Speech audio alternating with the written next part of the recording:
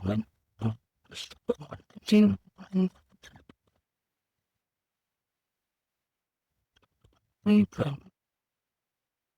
everyone, and welcome to the Odd Ducklings. In today's episode, we are going to be discussing something that has come to me from very different directions. One direction would have been from people who are skeptical regarding having any diagnosis, and the other direction would be people who are very much aware that they have something, and they have this conflict within themselves about how to look at it. What does it mean regarding myself? What does it mean as an employee, as somebody with goals to do that?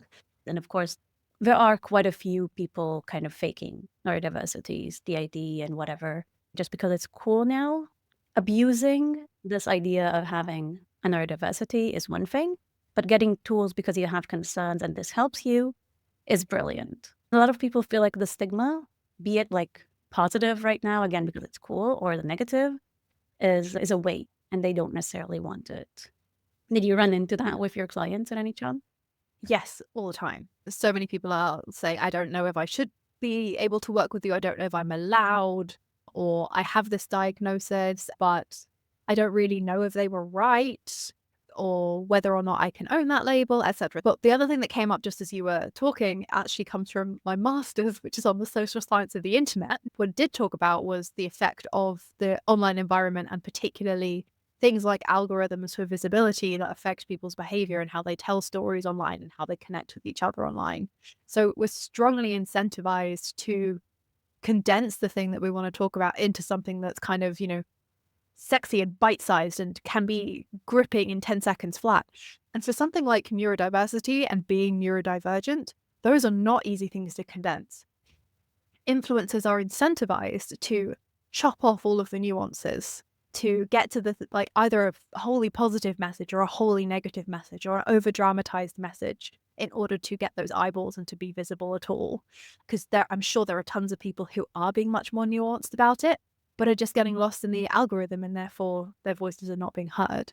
So yes, there is definitely an incentive there to do content that would be controversial or could be rejected or could be seen as faking or oversimplified. There are also people who completely fake the topic that they're talking about. There are people who hire mansions for the day to pretend to be rich. There are people who have all these like fake designer handbags so that they look like they are handbag influencers or something. There are all sorts of people who are putting across a face that is not reflective of their reality in order to make them seem cool. And then especially because this is a young people's space, a lot of the time, is the huge amount of content is created by younger people. You experiment a lot with your identity when you are that age, and you don't really know anything about yourself for sure at that age. And that's not to dismiss any of the things that these young people are going through. I always promised myself as a teenager that I would never underestimate teenagers when I grew up, and I refused to do that. I'm always going to take it seriously because it's such a busy and important and terrifying time to be alive when you're a teenager. But you can claim things that are not true for you later in your teenage years. Yeah, because you do go through stages, and looking for yourself is definitely it, like a part of the process. But we are talking about people monetizing and representing hardship in a way that is problematic and sometimes harmful. Yeah. The DAD community are mostly impacted by it. Basically, what we used to call like split personality. It's not a good way of calling it, but that's where it would fall.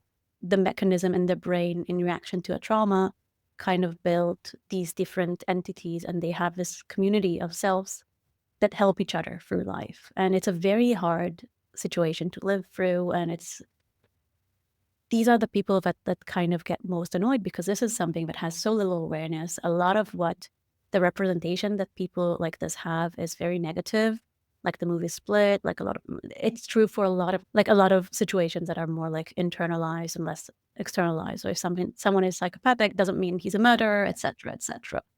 Usually they're CEOs anyway. There was this article that says like that most CEOs are, to an extent.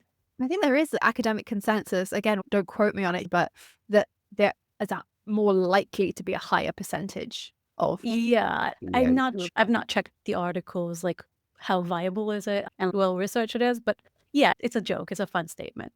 absolutely don't want to minimize the experiences of the DID community or anybody else Yeah. who has been misrepresented and or people who are claiming to have an experience that they don't, and that impacts negatively on them. It's just that I wanted to extend some empathy to some of the people who are doing it on a less calculated and more kind of, Yeah. I'm just exploring and experimenting and trying to find a label that fits me and will suit me. But at the same time, because we have context collapse by something that we put out on the internet ending up in anyone's For You page, Mm. it's really hard to control Yeah. how any message that we put out there is going to be received, and to understand in our own little human brains the scale of what, I don't know, 100,000 followers looks like. Yeah. And even more so. I think, again, the point for me would be monetization brings people to make things more extreme. And by that, they're not necessarily doing a good representation of whatever it is they are now exploring. We are going to assume good intentions, but we know that's not always the case either.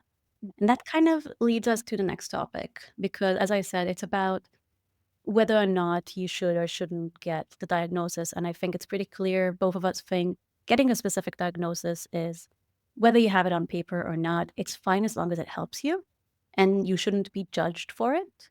But that's kind of where we're leading to the more boomer kind of thing, where they would say, okay, so you want to call it ADHD or autism so that you can just like avoid meetings or say weird things, and we should forgive you if you do. Saying it's more of an excuse to be weird and to get extra whatever. So yeah, so we have people. I've never seen it actually happen. I've seen people complain about it, and I've never actually saw somebody coming to work and say, I deserve this because I have Y. Never in my life. I did see people say, I have a hard time with this. I would be happy for some help, or this would make it easier for me. And I think we just need to say, I have a hard time with X. I need help with Y. And the question is, when do we actually start talking about this as a diagnosis, as an acronym of sort? I do think there's value to having awareness to these situations at work, especially because of the community. We can learn from one another. Having ADHD, I learn from other people at work and in my environment of like ideas on how I can do it. Being aware that other people might have different needs helped me in my work kind of find ways to communicate differently with different people. So I think it's pretty clear that I see a lot of value in having these discussed, but not having these as demands. And that's mostly what I've seen real life. I've not seen situations where this was used as a demand. I wonder what you had, like, because you've had, like, again, more experience with different kind of environments. I come from tech more than anything, and you have all of your clients telling you about this as well. Yeah, and my background, I've worked in science communication, I worked in educational access, I worked in sales. I've had a range as well as going back into academia intermittently. So yeah, I've seen a number of different workplaces. So, but there's two things in what you were saying that I just wanted to pick out. So the first one is about whether or not you should get a diagnosis in the first place. And I think the two things to consider, and I 100% will always stand, it's a personal choice. No one should be judged either way, is one, what do you want to get out of it? So for something like autism, for example, it's unlikely that you'll find any kind of medication for that. It's not something that can be medicated. Whereas for ADHD, you can get specific medication to help with some symptoms of ADHD. So some people would want to get a diagnosis in order to get a medication. However, a medical diagnosis, especially in the UK, because that's the only one I can really speak on with authority, will get you access potentially to social support, to perhaps some monetary help, though there's a whole bunch of issues with that too. So having that label can be helpful for accessing services or medication. The second one is, how would it make you feel? Because there's a lot of negative discourse around labels and labeling. But I found, and these are not my own words, these are actually ones I found online, but really, I think sum up beautifully the reason why so many people would seek a diagnosis even if they couldn't get anything else out of it. If you don't have the label dyscalculia, dyslexia, dyspraxia, ADHD, autism, you get clumsy, stupid, some other much less flattering things than that. weird, you get awkward, you get difficult, you get strained. And it's far harder to contextualize and to say, and to not see them as a failing. Or Yeah. because I certainly spent years believing truly that there was something deeply wrong with me because everyone else was on a different script from me and no one told me when that happened.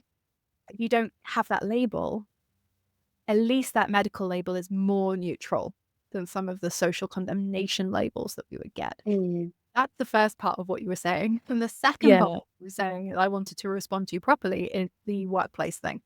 Yeah. So I've seen some truly shocking treatment of neurodiversity and neurodiverse individuals in the workplace, and then Mhm. also been told them through my clients and through my own research because pathologically spend a lot of time amid communities of neurodivergent people trying to understand the experience from as many points of view as possible.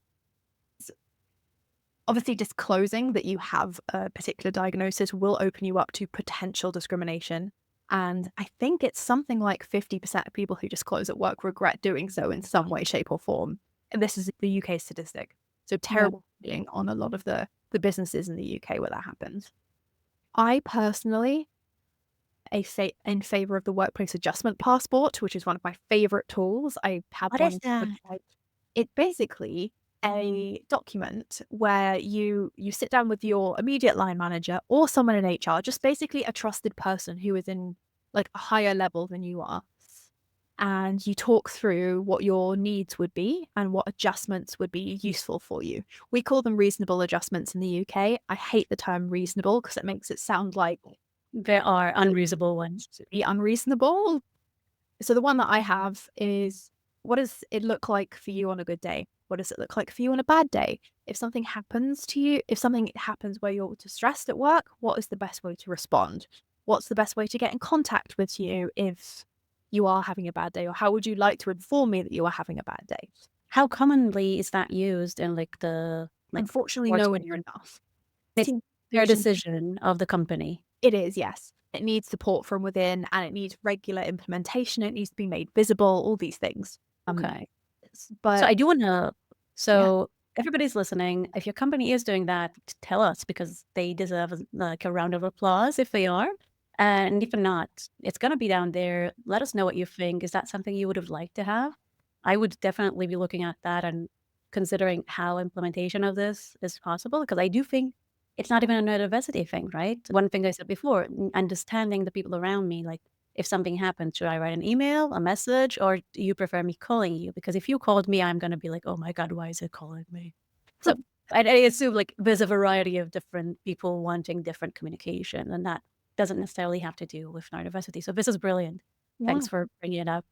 no worries. Because if everyone has a workplace adjustment passport, if that is standard, because Mm, almost everybody will have something that they might want done differently or have a preference. So by making it something that everyone has, it's something that removes some of the stigma or awkwardness. It is very difficult to socially implement in a workplace. That's mm. why when I do a lot of like talks at businesses, one of the things that I talk about is how to implement that. I like to stay in contact with the people that I do a talk with so I can check in on them after like a month and then 6 months and then just see how it's going.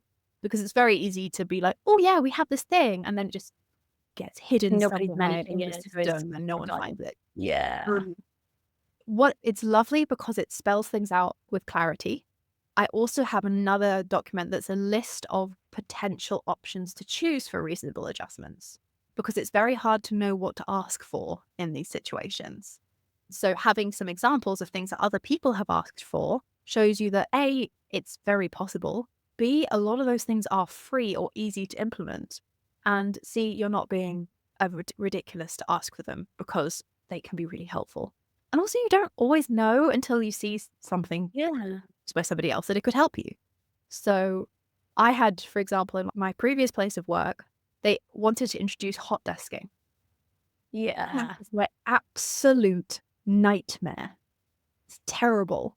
And in the end, there were lots of people who objected to this. Like, it wasn't necessarily a neurodiversity thing for anyone. But in the end, they said, okay, well, you're hot desking within your certain zones. So your team is in this zone and then you can move around. So I ended up And speaking to my useful. manager and saying, look, we're a small team. We all like our own desks. Is it okay if I can keep my desk? I will keep it clear. And if I'm not in the office because I used to just work from home Fridays. Someone else can use it. That's all fine. And he said, yes. So I got to keep my own desk. That was a humongous thing that really mattered to me and made an enormous difference into my well-being at work. But I added that to my workplace adjustment passport. So if I moved to a different team or a different zone, it would be in my previous work, I had this. So would it be possible to do it again somewhere else? So it's much easier to start that conversation. It makes it much more neutral. This is like something that I had as an adjustment and it showed with positive impact on my work. Can we implement this as well? Yeah. So I think I'm quoting my husband, might be quoting him wrong, but he said, I see no potential employee if you tell him, if I do X, it will help me work better. So if I need something, I need like a table, if I need like my headphones, they would literally pay for these things sometimes if you say, this is going to make me more productive. Because you hired me for the value that I bring, and I tell you to optimize that value. Here's a list of things that would help me and harm nobody. And it's so easy to do. But I do think, so we touched on this as a general idea of adjustment. I do think there is value in giving a reason if you're willing and open to having that discussion, because it is, as you said before, very personal, because it would help others. If I'm willing to say I need headphones, because if I am going completely hyper focus on something and something cuts me off, it's going to take me an hour to get back to being me again. And headphones would reduce the probability of somebody interrupting me when I do that. So, for example, and then if you might have ADHD or any like suspicion, and I talked about it openly, then you could say, oh, this might help me. This is something I should try. Basically, the diagnosis is a tool, and tools can be used or abused. So you can abuse it and like demand stuff. Again, never in my life have I seen someone do it. So putting that aside, because I don't think that exists almost at all. But as a tool, it's something that you can use. And as a tool, it's something that can help others and they don't necessarily need to go through the entire process that you went through. So finding out I have ADHD at 37 meant that I had a lot of tools that I just built up and I can use them and I can like pass them on. But I also have a lot of tools that other people had because they knew they had ADHD and I was lacking those. So that opened up a lot of opportunity for me to look into that. One thing I kind of wanted to highlight is, so I had two instances that in my work, and I feel like they are very interesting because they are very different. So I had a bit of a conflict with a colleague due to a lot of things. And at some point he just mentions, and you keep saying what all the time. And I'm like, what do you mean? Like you like I need to repeat myself. It's like, oh, I'm not hearing that great actually. I was like when I was a child, I had a lot of like hearing stuff. I don't have a hearing problem of any sort, but it's not great. It's not amazing. It's like, oh, okay. But you can see like he's set back a bit, like, oh, okay. Like I need to react to that because that's kind of like you just told me that's something that you have a hard time with. And don't get me wrong, this was a very explosive situation to begin with, but I really appreciated the fact that he could take in this information and just like, okay, so adjustments are needed here. I need to speak more directly. And we didn't have that discussion again. But with my direct manager, who I adored at that time and even today, I would make designs in Figma. And I am unfortunately dyslexic, I assume. Like that was the diagnosis that I got when I was 16. But one thing that does happen is that I swap letters. I have a lot of like issues. And with Figma, at least at that time, they didn't have any spell check on the text.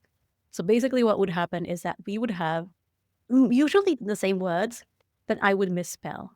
And he was so annoyed by it. And I was really trying, but really I didn't find any tool that would do it. And the other alternative to actually do it myself would have been to literally take copy paste every single word I wrote there. And that wasn't sensible. That would double the amount of work and the time that it would take me. And I told him at some point, listen, this is not going away. I'm going to do my best. It's not going away. That's part of a difficulty that I have. I didn't name it, I think, at that point. I think I just said, I do misspell things.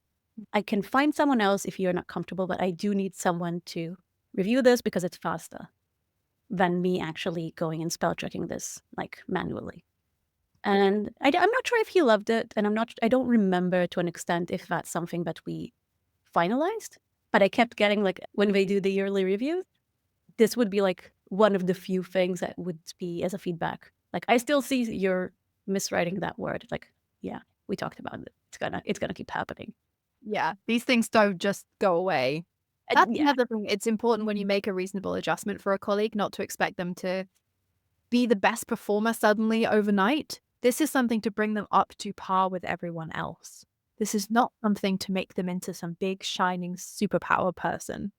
And it's, I think a lot of the time you feel like you have to have an immaculate record and a perfect resume in every single other way in order to up. And now the spell check, and that's great. And there are other kind of creative ways if spelling is a difficulty for you. Like all of these things should be treated with curiosity and experimentation and exploration to find the reasonable adjustments that work best for you. absolutely.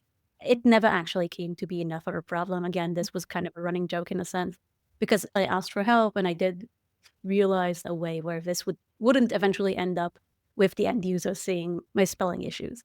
So that there's that. But I thought it was a funny story because of how hard it is for somebody who doesn't understand why something is happening, even though they understand they need to accommodate, to actually follow through with accommodating. And again, I think he's a brilliant person. It's just, when you don't have an issue, it's hard to see.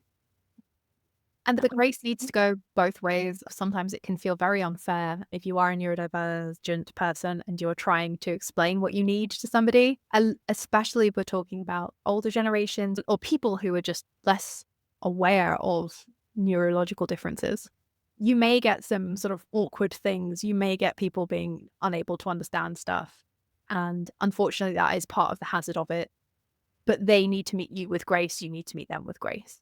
And where this is quite a short podcast, we've talked about quite a lot of things that could be quite contentious and that may elicit some strong emotions or some stories of mistreatment. We'd love you to share those with us, and any feedback would also be really welcome. There's a lot of things that we're not covering today. So I think just for time. So it would be really great if you feel there's something really important that we've missed. We can do a follow up to this so that we can cover it. Omissions are not because we don't care or haven't thought of something, it's just for time. So thank you all for your time, and I hope that you've enjoyed this. Please leave questions below, and yeah, I'll send over the workplace adjustment passport for you to have a look at. Customize as much as you like. It's not patented to me or anything. And yeah, that's all from me. Thank you, everyone. Hope you enjoyed this one. Give us some feedback if you didn't. Give us some feedback if you did. And have a great whatever it is for you now. And stay odd. Stay out. Bye.